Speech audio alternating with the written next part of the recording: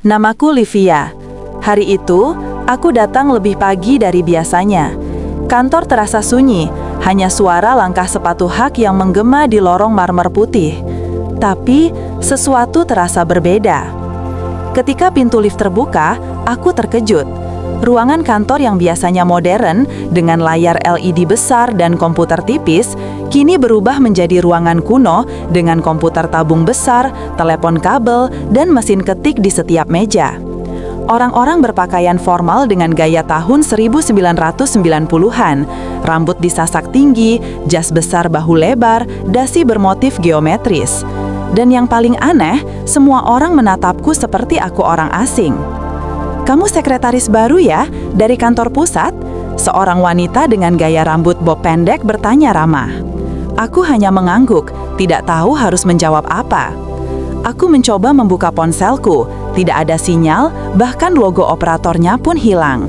Lalu, mataku terpaku pada koran di meja resepsionis. Tanggal 12 April 1997. Hatiku berdegup kencang, aku terlempar ke masa lalu. Dan di tengah kebingungan itu, aku melihatnya. Seorang pria berdiri di dekat jendela besar, jas hitamnya rapi, wajahnya muda dan tegas. Rafael Adrian, CEO perusahaan ini. Tapi mustahil, dia seharusnya sudah meninggal 10 tahun lalu di masaku. "Kamu terlihat bingung," katanya lembut. "Namamu siapa?" "Livia."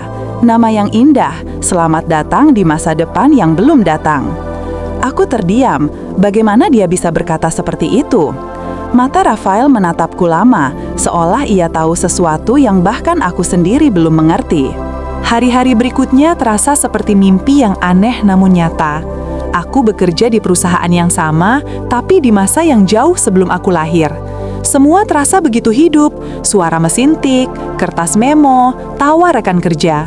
Rafael, CEO muda itu, sering memanggilku ke ruangannya. Bukan untuk bekerja, tapi untuk berbicara. Tentang hidup, tentang waktu, tentang impian. "Kau percaya waktu bisa berputar, Livia?" katanya suatu sore. Aku tidak tahu, tapi aku rasa aku sedang mengalaminya. Kalau begitu, mungkin kita memang ditakdirkan untuk bertemu di waktu yang salah. Ia tersenyum, senyum hangat yang menenangkan, tapi menyimpan luka. Ada sesuatu di matanya yang membuatku pernah melihatnya, tapi di mana? Suatu malam, saat aku membersihkan meja, Rafael datang membawa 2 cangkir kopi. Kami duduk di balkon kantor, menatap langit Sukoharjo yang bersih dan penuh bintang. "Aku selalu bermimpi bertemu seseorang yang datang dari masa depan," katanya pelan. "Kenapa?" "Karena mungkin dia bisa mengingatku ketika aku sudah tidak ada lagi." Aku menatapnya, jantungku berdegup cepat. Kata-katanya terasa seperti ramalan, seperti pesan dari masa depan yang seharusnya aku tahu. Rafael tersenyum lagi, tapi kali ini dengan mata berkaca-kaca. "Livia, kalau suatu hari kau kembali, tolong jangan lupakan aku." Aku tidak tahu harus menjawab apa, hanya bisa menatap wajahnya di bawah cahaya bulan yang lembut. Dan untuk pertama kalinya, aku berharap waktu tidak pernah bergerak lagi. Hari-hari bersama Rafael terasa seperti potongan mimpi yang tak ingin kualami sampai akhir. Aku sudah tahu, ini bukan masaku, tapi hatiku menolak mengakuinya. Setiap pagi aku datang lebih awal hanya untuk melihatnya menulis laporan di ruangannya. Setiap malam aku pura-pura lembur hanya agar bisa minum kopi bersamanya di balkon. Namun suatu sore, sesuatu mulai terasa aneh. Jam dinding di ruanganku berhenti di pukul 17.07, lalu jarumnya bergerak mundur. Lampu berkelip, udara terasa bergetar halus, dan cahaya matahari di luar tiba-tiba berubah warna keemasan. Aku menatap jendela besar, dan di sana retakan halus seperti kaca yang pecah muncul, menyebar perlahan ke seluruh ruangan.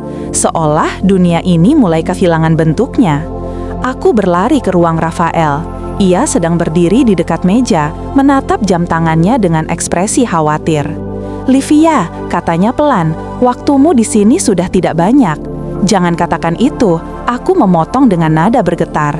"Aku tidak mau kembali, aku ingin di sini, bersamamu." Rafael menatapku dengan mata yang hangat tapi dalam. "Kalau kamu tetap di sini, waktu akan menolakmu. Semesta akan menghapus segalanya, termasuk aku." Aku menggenggam tangannya erat. Tanganku gemetar, tapi aku tidak ingin melepaskannya. Biar saja, aku tidak peduli pada dunia. Aku hanya ingin tetap bersamamu. Ia tersenyum lemah. Livia, kalau cinta kita nyata, waktu pun akan menyerah. Aku menangis tanpa suara. Langit di luar berubah. Warna jingga sore berganti dengan badai cahaya biru keputihan. Angin berputar di dalam ruangan. Kertas beterbangan dan suara gemuruh lembut terdengar seperti bisikan masa lalu yang ingin menghapus semuanya. Dengar aku, Rafael mendekat, menempatkan tanganku di dadanya. Kalau nanti kamu kembali, cari perusahaan ini, cari namaku. Aku akan menunggumu di masa depan. Tapi kamu, aku akan hidup di masa depan lewat kenanganmu. Percayalah, aku terisak. Cahaya makin terang, dunia di sekitarku mulai pudar. Meja, kursi, bahkan wajahnya perlahan kabur. Namun, sebelum aku benar-benar hilang, Rafael menarikku dalam pelukan hangat, begitu kuat hingga aku bisa merasakan detak jantungnya menyatu dengan milikku. Livia, bisiknya di telingaku, kalau nanti kita bertemu lagi di masa depan, tolong jangan lupakan aku. Aku ingin menjawab, tapi suaraku lenyap bersama cahaya. Semuanya menghilang. Yang tertinggal hanya suara detak jantung dan aroma kopi hangat di udara. Lalu semuanya menjadi gelap. Ketika aku membuka mata, langit sudah berganti. Cahaya neon menyilaukan, suara notifikasi ponsel berdenting. Aku kembali ke tahun 2025.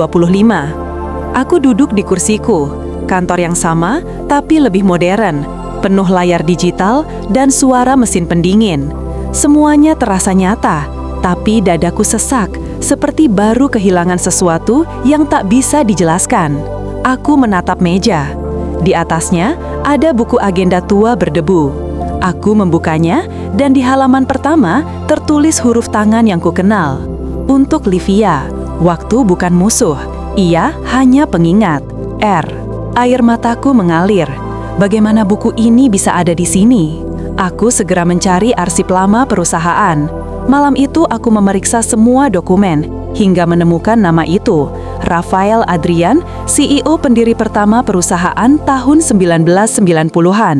Dan di arsip fotonya, aku melihat wajah yang sama persis seperti pria yang pernah kupeluk di masa lalu. Jantungku berdegup kencang. Aku tahu, ini bukan kebetulan. Beberapa bulan berlalu, aku bekerja keras untuk meneruskan visi Rafael. Perusahaan berkembang pesat dan setiap langkah yang kuambil terasa seperti mengikuti jejaknya. Kadang, aku bisa merasakan kehadirannya di belakangku.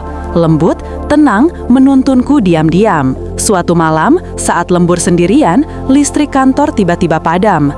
Semua layar mati, hanya lampu emergensi yang menyala. Aku berdiri dan berjalan ke balkon tempat dulu kami minum kopi.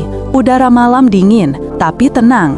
Dan di sana, di tengah kabut lampu kota, aku melihat bayangan samar seorang pria berdiri menatapku. Tingginya, siluet jasnya, tak salah lagi. Rafael, bisikku. Bayangan itu tersenyum. Lalu, langkahnya mendekat, dan perlahan, cahaya di sekitarnya berubah menjadi nyata. Rafael berdiri di hadapanku, sama seperti dulu. Muda, hangat, dan masih dengan senyum yang sama. Aku membeku. Bagaimana? Bisa. Ia mengangkat tanganku, menatapnya dengan lembut. Kau tidak melupakanku, Livia, dan karena itu, waktu mengizinkan kita bertemu lagi.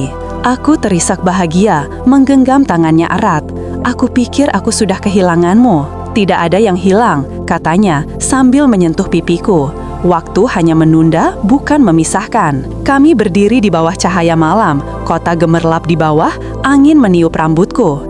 Ia mendekat dan memelukku perlahan, begitu nyata hingga aku bisa merasakan hangat tubuhnya. Livia, mungkin kali ini waktunya berpihak pada kita. Aku tersenyum dalam pelukannya. Tidak ada retakan waktu, tidak ada cahaya menyilaukan, hanya detak jantung yang berpadu dalam tenang. Di langit, bintang berkelip kembut seakan memberi restu. Dan untuk pertama kalinya, aku tidak lagi takut pada waktu. Karena aku tahu, kami akhirnya menang melawan jarak dan masa. Beberapa minggu kemudian, aku memulai proyek baru, The Rafael Legacy, program sosial untuk mengenang pendiri pertama perusahaan. Dalam acara peluncurannya, aku berdiri di depan ribuan orang dengan senyum bangga. Di antara kerumunan, aku melihat seorang pria berdiri jauh di belakang, tersenyum sambil mengangguk. Rafael. Dan kali ini, aku tahu, dia bukan sekedar bayangan masa lalu. Terima kasih Rafael, bisikku di atas panggung, karena telah menungguku di waktu yang tepat. Sore itu langit memerah keemasan, angin berhembus membawa aroma kopi, aroma masa lalu yang kini menjadi bagian dari masa depanku. Dan aku tahu, cinta kami bukan lagi kisah yang tertinggal dalam waktu.